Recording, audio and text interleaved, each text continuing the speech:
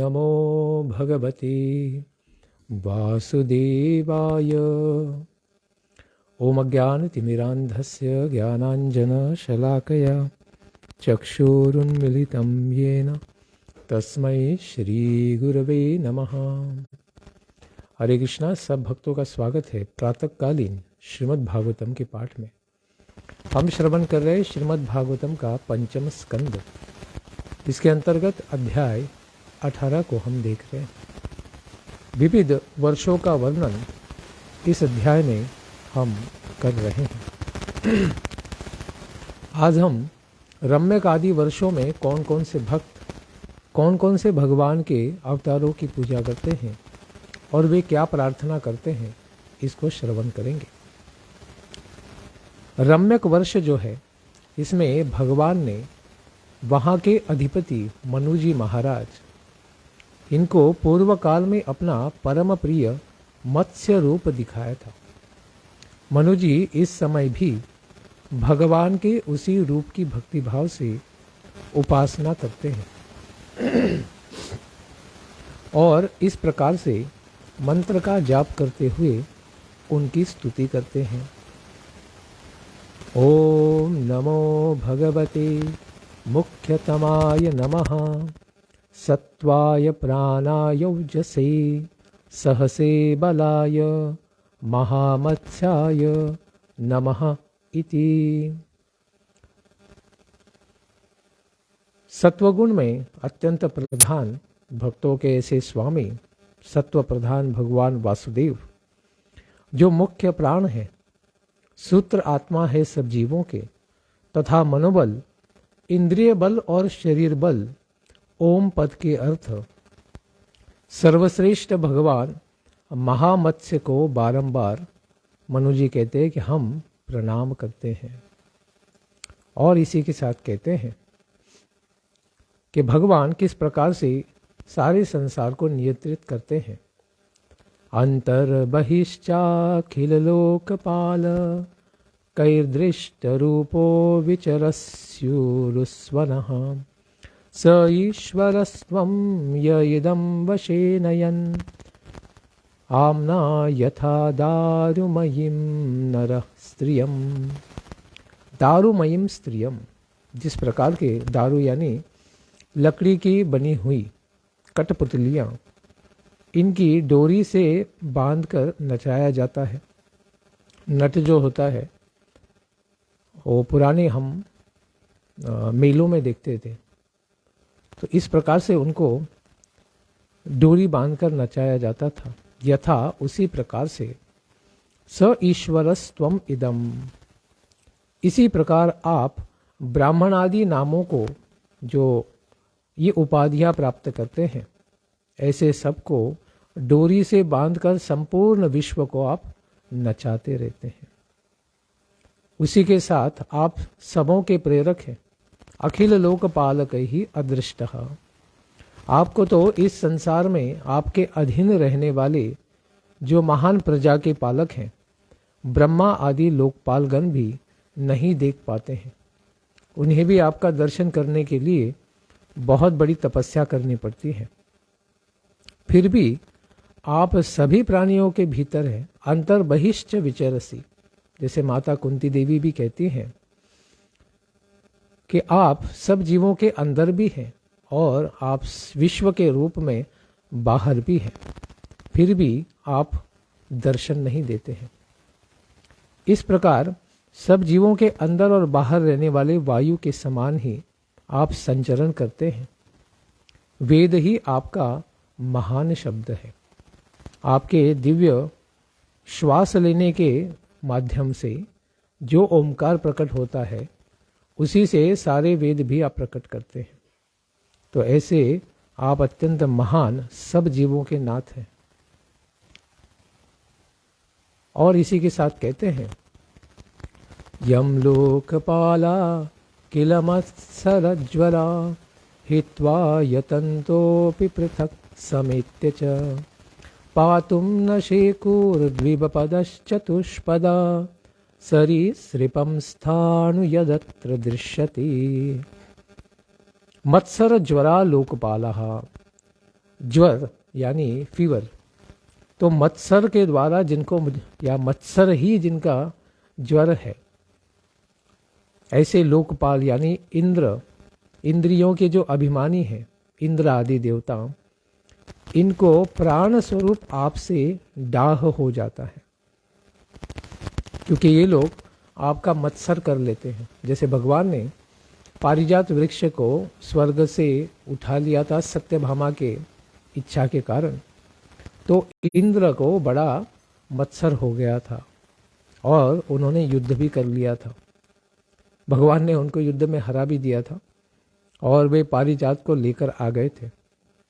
उस समय आपके अलग हो जाने पर वे अलग अलग अथवा मिलकर भी मनुष्य, पशु, स्थावर, जंगम आदि जितने शरीर दिखाई देते हैं, उनमें से किसी की भी बहुत प्रयत्न करने पर भी रक्षा नहीं कर सके।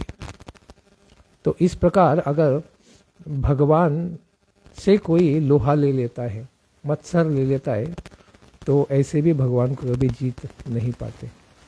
वो अकेले हों या सब देवता साथ में हों, फिर भी कभी भी जीत नहीं पाते हैं।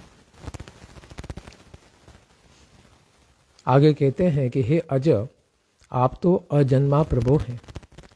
भवान्युगान्तार नव ऊर्मि मालिनी शोनी मिमामोषधि विरुधाम निधिम मया सहोरु क्रमतेज ओजसा तस्मै जगत प्राणगणात्मने नमः इति। हे प्रभु, आप प्रलय अर्णव यानी प्रलय के समुद्र में ये जब उत्ताल तरंगों से तरंगायित हो जाता है, जब प्रलय का समय आता है, तो अत्यंत भयानक वर्षा के कारण सारा समुद्र जल बढ़ जाने के कारण पृथ्वी आदि सब ग्रह लोकों को इस प्रकार से पानी में ले लेता है। उस समय मेरे साथ इस सभी औषधि और लताओं के आश्रयभूत रहने वाली पृथ्वी को लेकर बड़े ही उत्साहपूर्वक विहार किए थे। तो मनु महाराज इनके साथ भगवान ने पृथ्वी को भी बचाया था और मत्स्य अवतार लेकर उनके आगे एक छोटा सिंह के जैसा स्थान था, उसी को वासुकी को बांधकर उन्होंने बड़ी नौका बनाई थी और उस नौका में जीव जंतुओं को अपने साथ रखा था। इस प्रकार से भगवान ने मनु महाराज के साथ लोगों का पालन किया था प्रलय के जल में। जगत के प्राण स्वरूप ऐसे आपको हम नमस्कार करते हैं। तस्मै जगत प्राण गणात्मने नमः। इसी तरह से मनु जी मत्स्यावतार भगवान की स्तुति करते रहते हैं। इस प्रकार अगला वर्ष रम्यक वर्ष के बाद हिरण्मय वर्ष। इस हिरण्मय वर्ष में भगवान कच्छप रूप धारण करते हुए दिखते हैं, क्योंकि ये कूर्म रूप है।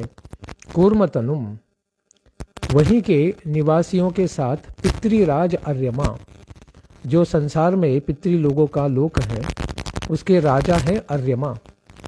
तो इन अर्यमा के द्वारा श्री भगवान की उस प्रियतम रूप में उपासना की जाती है और इस प्रकार से वे मंत्र का जाप भी करते हैं। ओम नमो भगवते अकुपालाय सर्वसत्वगुण विशेषणाय नोपलक्षित स्थानाय नमो वर्ष्मणे नमो भूम्ने नमो नमोवस्थानाय नमस्ते। जो संपूर्ण सत्वगुण से युक्त है और सत्वगुण भी जिनका आश्रय लेता है। सर्वसत्वगुण विशेषणाय, भगवान सत्व के भी आधार हैं लेकिन सत्व से परे हैं, शुद्ध सत्व में स्थित है। जल में विचरते रहने के कारण जो कूर्म भगवान है वो जल के अंदर है, उनके रहने का कोई निश्चित स्थान नहीं है, क्योंकि भगवान क्या है, मानो जलचर बन गए हैं तथा जो काल की मर्यादा के बाहर है। भगवान कालातीत है, भगवान का कोई जन्म नहीं, स्थिति नहीं, मृत्यु नहीं है। भगवान कालातीत है, गुणातीत है और काल की मर्यादा से सर्वथा बाहर है, क्योंकि भगवान के केवल एक श्वास लेने पर सारे ब्रह्मांडों का नाश होता है और एक निश्वास में उनका प्रकटीकरण और ब्रह्मा जी के 100 वर्ष का आयु काल पूर्ण हो जाता है। इतने महान है भगवान। उन्हीं भगवान से ओमकार स्वरूप सर्वव्यापक सर्वाधार भगवान कश्यप को इस प्रकार से प्रकट होने पर और सारे निगमों को भी प्रकट कराने वाले और उनके एक उच्च श्वास इतना दीर्घ है कि आज भी संसार में हम सागरों में जो तरंगे लहरें आते हुए देखते हैं वे सब उनके कूर्म भगवान के निश्वास से ही आती हैं। तो ऐसे महान कश्यप भगवान को हम नमस्कार करते हैं और वे कहते हैं यद्रूपमेतं निजमाययार्पितम् अर्थस्वरूपं बहुरूपरूपितं संख्यान यस्यास्ति यथोपलम्भनम् तस्मै नमस्ते व्यपदेश रूपिणे। बहुरूप रूपितम यस्य संख्या नास्ति। कहते हैं भगवान आपके कितने रूप है, क्या उनकी हम संख्या बता सकते हैं? तो कहते हैं कि हे प्रभु, अनेक रूपों में आप प्रतीत होने वाले आपके कितने रूप हैं, इनकी कोई संख्या हम नहीं गिन सकते हैं। यद्यपि यह जगत तो मायामय है, इसीलिए मानो एक प्रकार से मिथ्या है, क्योंकि ये शाश्वत काल के लिए रहता भी नहीं और ये जीव का स्वरूप भी नहीं है और न ही ये आपका स्वरूप है। तो इस प्रकार से यह भौतिक रूप आपकी माया के द्वारा जो रचित है, इसकी कोई संख्या नहीं है कि इसमें कितने लोक हैं और आपके कितने अवतार हैं। फिर भी यह माया से प्रकाशित होने वाला जो आपके द्वारा जो रूप है, क्योंकि आप निज माया के साथ आते हैं, यानी आप तो माया का आश्रय नहीं लेते, माया हमेशा आपके चरणों का ही आश्रय लेती है। लेकिन हमें यानी संसार के बद्ध जीवों को लगता है कि मानो आप भी कोई माया पुरुष हैं और हमें किस प्रकार से दर्शन दे रहे हैं, आप तो माया को प्रकाशित करते हैं। इस प्रकार आपके ऐसे दिव्य रूप हैं, ऐसे अनिर्वचनीय रूप वाले आपको हम नमस्कार करते हैं। तो आपके रूप को, स्वरूप को कोई ठीक से समझ नहीं सकता है, आपकी कृपा से ही केवल आपको जाना जा सकता है, इसीलिए आपको हम नमस्कार करते हैं। कितने प्रकार के जीव जंतु आपने यहाँ पर प्रकट किए हैं? तो कहते हैं जरायुजम स्वेदजमंडजोद्भिदम चराचरम देवर्षि पितृभूतेन भूतमैन्द्रियम द्योखम क्षितिशैल सरित समुद्र द्वीप ग्रह क्षैत्यभिधेय एकः। एकमात्र आप ही जरायुज यानी शरीर से जन्म लेने वाले, स्वेदज यानी पसीने से जन्म लेने वाले, अंडज अंडे से जन्म लेने वाले, उद्बीज बीजों के द्वारा जन्म लेने वाले, जंगम स्थावर देवता ऋषि पितृगण भूत इंद्रिय स्वर्ग आकाश पृथ्वी पर्वत नदी समुद्र द्वीप ग्रह और तारा इत्यादि विभिन्न नामों से आप क्या करते हैं, अनेक वस्तुओं की, पदार्थों की, जीवों की निर्मित करते हैं और अनेक नामों को क्या करते हैं, इस संसार में जीवों के द्वारा धारण किया जाता है। लेकिन इनका बीज जो आत्मा है वह भी आपसे ही आता है। इसीलिए कहते हैं सर्वम खल्व इदम ब्रह्म, कि संपूर्ण जगत ही क्या है, ब्रह्म रूप ही है। क्योंकि आपके आश्रय देने के अलावा कोई भी जीव और कोई भी वस्तु अस्तित्व में हो ही नहीं सकती है।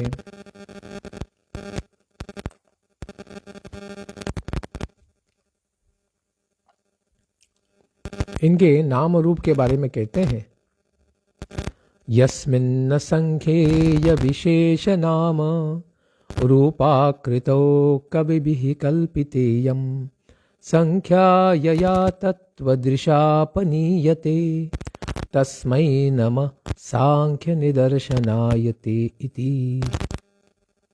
आप असंख्य नाम, रूप और आकृतियों से युक्त कपिल आदि विद्वानों ने आप में जो 24 तत्वों की कल्पना की है, जो सांख्य योग में 24 और उनके अनुसार 26 गुणों की कल्पना की गई है, वह जिस तत्व दृष्टि का उदय होने पर निवृत्त हो जाती है वह भी आप ही है। तो यह जो तत्व दृष्टि है यह भी भगवान की कृपा से ही प्राप्त होती है कि सांसारिक जगत जो है कितने तत्वों के द्वारा बना है। तो जिस प्रकार से कर्म इंद्रिय, ज्ञान इंद्रिय, मन, बुद्धि, अहंकार, इस प्रकार से और उनके तन्मात्राएं, इनका विचार करते हुए फिर चेतना, आत्मा, परमात्मा, इस प्रकार से सब तत्वों का जो दर्शन है यह कपिल भगवान ने इसको प्रकट किया है सांख्य रूप में, जिसको हमने श्रवण किया है 3रे स्कंद में। तो इस प्रकार से क्या किया गया है, आपके भौतिक स्वरूप यानी इस ब्रह्मांड की रचना के बारे में सारा ये सांख्य सिद्धांत कपिल भगवान ने प्रकट किया है। जैसे आप ही जो अलग अलग रूप से प्रकट हैं तो आपको नमस्कार करते हैं, इस प्रकार से आर्यमा भगवान कहते हैं। इसके पश्चात उत्तर कुरुवर्ष, इस वर्ष में भगवान यज्ञ पुरुष वराह रूप धारण करके विराजमान होते हैं। वहां के निवासियों के साथ भूदेवी जो भगवान की पत्नी है, ऐसे अविचल भक्ति भाव से उनकी उपासना करती हैं और इस परम उत्कृष्ट मंत्र का जप करते हुए भगवान आदिवराह की पूजा करती हैं, स्तुति करती हैं। ओम नमो भगवते मंत्र तत्वलिंगाय यज्ञ क्रतवे महाध्वरावयवाय महापुरुषाय नमः कर्म शुक्लाय त्रिगुणाय नमस्ते। जिनके तत्व को मंत्रों से जाना जाता है, मंत्र तत्वलिंगाय, जो यज्ञ और क्रतु रूप है एवं बड़े बड़े यज्ञ जिनके अंग हैं, उन ओंकार स्वरूप शुक्ल कर्ममय त्रियुग मूर्ति भगवान पुरुषोत्तम भगवान वासुदेव वराह को हम नमस्कार करते हैं। तो भगवान के यहाँ पर त्रियुगाय भी कहा गया है क्योंकि भगवान 3 युगों में स्पष्ट रूप से प्रकट होते हैं। जैसे हंस आदि रूप में, शुक्ल रूप में सतयुग में प्रकट होते हैं और उसके पश्चात त्रेता युग में रक्त रूप में प्रकट होते हैं और कली युग में, द्वापर युग में वे क्या श्याम रूप में प्रकट होते हैं। इस प्रकार से भगवान त्रियुगी कहे गए हैं। लेकिन कलियुग में भगवान आच्छन्न रूप में प्रकट होते हैं क्योंकि चैतन्य महाप्रभु जो हैं भगवान के प्रकट अवतार हैं, लेकिन फिर भी भक्त के रूप में आने पर वे कैसे हैं, मानो आच्छन्न है, अपना भगवत स्वरूप छुपा के रखते हैं। इसी के कारण इन्हें त्रियुगी कहा गया है। 7वें स्कंद में भी प्रहलाद महाराज ने उनको त्रियुगी कहा है और यहाँ पर भी यहाँ प्रार्थना में आया है कि किस प्रकार से भगवान यहाँ पर भी 3 युगों में प्रकट होने वाले हैं। इसी प्रकार से भूदेवी उनकी स्तुति करती है, नमस्कार करती है। ऐसे आदि वराह को बारंबार नमस्कार है। ऐसे भगवान किन लोगों के द्वारा दर्शन नहीं किए जाते हैं? यस्य स्वरूपम कवयो विपश्चितो गुणेषु दारुष्विवजात वेदसं मथनन्ति मथना मनसा दिदृक्षवो गूढ़ं क्रियार्थैर्नम ईरितात्मने। यस्य स्वरूपम, परिष्कृत जन कर्मासक्ति, जो कर्म में ही आसक्त हैं और कर्म फल की ही इच्छा से छिपे हुए हैं, यानी जो लोग इस प्रकार से कर्म में आसक्त हैं और केवल भौतिक इच्छाओं को प्राप्त करने के लिए उन उन कर्मों के फलों को ही आसक्त हैं और विपश्चित हो चुके हैं, थोड़े भ्रमित हो चुके हैं। इन सब से छिपे हुए हैं भगवान वराहदेव के ये दिव्य स्वरूप। इनके दिव्य स्वरूप का साक्षात्कार करने के लिए अपने मन रूपी मथानी से इंद्रिय आदि को उसी तरह मथ डालते हैं, मंथन कर देते हैं, जिस तरह ऋषिगण अरणी वृक्ष की जो काष्ठ है, लकड़ी है, इस खंड में छिपी हुई अग्नि को मंथन के द्वारा प्रकट करते हैं यज्ञ के लिए। इसी तरह मंथन करने पर अपने स्वरूप को प्रकट करने वाले इन दिव्य वराह देव को हम नमस्कार करते हैं। तो जब तक भगवान के लिए यज्ञ नहीं किया जाता है तब तक भगवान दर्शन नहीं देंगे। तो काल के प्रभाव में, तो कलियुग में हरि नाम संकीर्तन के यज्ञ के द्वारा ही भगवान प्रकट होते हैं। कलौ तद हरि कीर्तनात्, क्योंकि कलियुग में भगवान के कीर्तन के द्वारा ही वे प्राप्य हैं। जैसे सतयुग में ध्यान धारणा करके, त्रेता युग में यज्ञ के द्वारा, द्वापर युग में उनकी परिचर्या करने के द्वारा और कलयुग में हरि नाम संकीर्तन के द्वारा ही भगवान हमें प्राप्त हैं। आगे वे कहते हैं, द्रव्य क्रिया हेत्व यनेशक कर्तृभीर माया गुणैर्वस्तु निरीक्षितात्मनि अन्वीक्षयांगातिशयात्म बुद्धिभीर निरस्त माया कृतये नमो नमः। विचार तथा यम नियम आदि योग के अंगों के साधन से जिनकी बुद्धि निश्चयात्मिका हो गई है,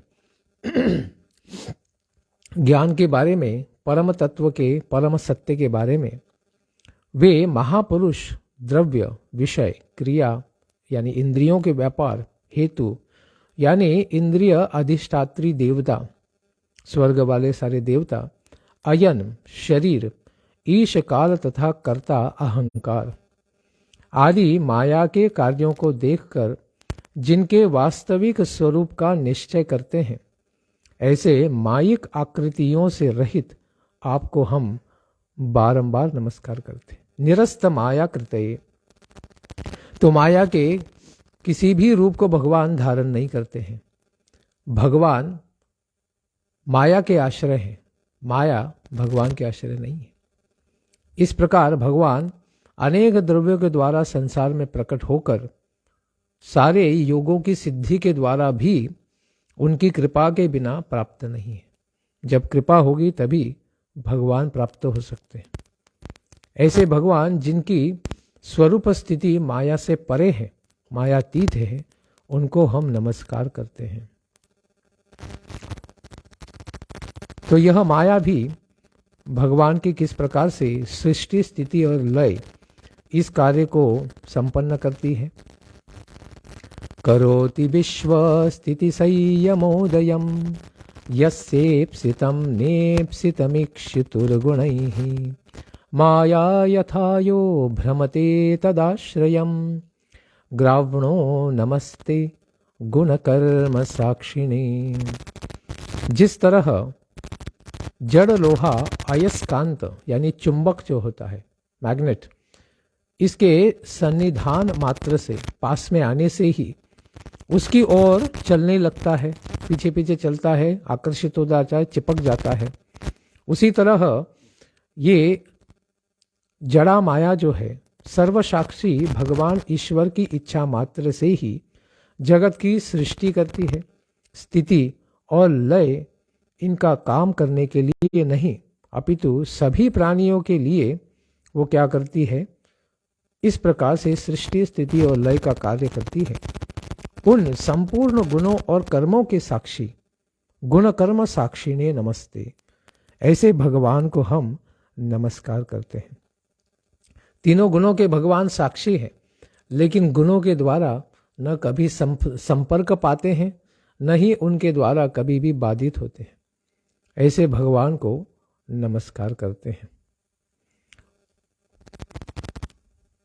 और भगवान सब जीवों के कर्मों को सर्वसाक्षी परमात्मा होने के कारण देखते भी रहते हैं, लेकिन फिर भी दूसरे के कर्मों में भाग नहीं लेते। उपद्रष्टा अनुमंता च भर्ता भोक्ता महेश्वरः, इस प्रकार से केवल साक्षी बने रहते हैं। तो इन आदि वराह भगवान ने, शुकर भगवान ने क्या किया था? प्रमथ्य दैत्यम प्रतिवारणम रिधे यो माम रसाया जगदादि सुकरः कृत्वाग्रदंष्टे निर्गाद उदन्वतः क्रीडन् निवेभः प्रणतास्मितं विभुमिति। जो भगवान जगत के कारणभूत आदि ऐसे शुकर हैं, आदि शुकरः, आप युद्ध में अपने प्रतिद्वंद्वी, क्योंकि जब इस हिरण्याक्ष यानी पृथ्वी जो है वह कारण सागर में गिर गई थी और हिरण्याक्ष दैत्य उसे चोरी कर रहा था, तो भगवान ने क्या किया? ऐसे प्रतिद्वंदी हिरण्याक्ष दैत्य का वध करके मुझको रसातल से अपने दांतों के अग्रभाग पर रखकर माता पृथ्वी को अपने दांतों के ऊपर रख लिया था और क्रीड़ा करने वाले हाथी के समान समुद्र से वे ऊपर निकले थे। उन अपना उद्धार करने वाले आपको मैं नमस्कार करती हूँ, बारंबार नमस्कार करती हूँ, क्योंकि प्रार्थना तम प्रणता अस्मि, यह भूदेवी माता जो पृथ्वी रूप माता है, यह प्रार्थना कर रही है शुक्रदेव भगवान को कि आपका जो अवतार हुआ था मेरे कल्याण के लिए हुआ था, क्योंकि हिरण्याक्ष इस प्रकार से धरती के कल्याण में बाधक हो गया था और धरती माता जल में थी, तो उनको भगवान शुक्रदेव ने धारण किया था अपने दांतों के ऊपर। इस प्रकार सारे जगत का कल्याण करने वाले, क्योंकि सारे जीवों के कल्याण स्वरूप आश्रय स्वरूप यह पृथ्वी माता है, इनको आश्रय देने के कारण वे स्वाभाविक पति हैं, पृथ्वी देवी के, भूदेवी के पति हैं। इसलिए भगवान श्रीनिवास बालाजी इनके वक्षस्थल पर हम देखते हैं कि भूदेवी और श्रीदेवी सदा ही विराजमान होती है। तो ऐसे भगवान अपनी पत्नी को भी क्या करते हैं? गर्भोदक सागर से उद्धार करते हैं। इसके पश्चात आगे किम पुरुष और भारतवर्ष का वर्णन हम श्रवण करेंगे कल के प्रातःकालीन सत्र में। धन्यवाद। हरे कृष्णा। ग्रंथराज श्रीमद् भागवतम की जय। निधाय गौर प्रेमानंदे। हरि हरि बोल। जय जय श्री राधेश्याम।